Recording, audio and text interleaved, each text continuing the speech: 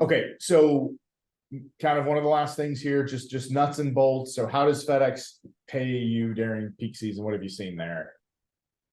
Yeah, so going into last peak, I think was right when the 6-day operation thing happened. So there's a little bit of chaos in Yeah. the fundamental thing is your peak incentive threshold, right? You got to do more than this many miles to really make that special money. And so we had a little bit of chaos in our steady state business situation just changed fairly significantly.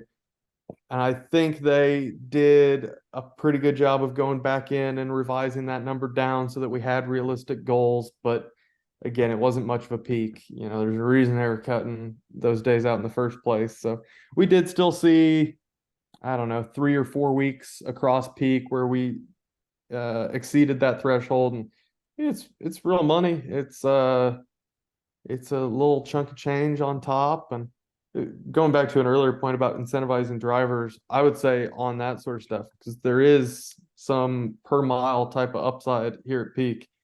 I'm not trying to keep 100% of that for myself. Here is gravy, right?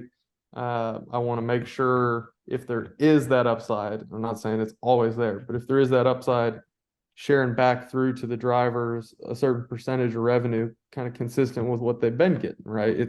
It can be good for all of us. So Yeah.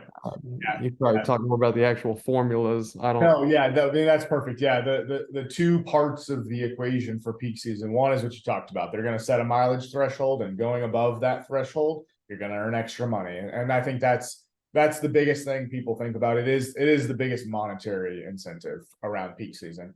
It's different, it's different from Schedule K on the P&D side. It's really just setting that threshold. Now, the other side, the other incentive that you get during peak is the points you earn on your tractors can be redistributed at the end of peak however you want. So let's say over the course of peak season, you earn 200 points across your tractors.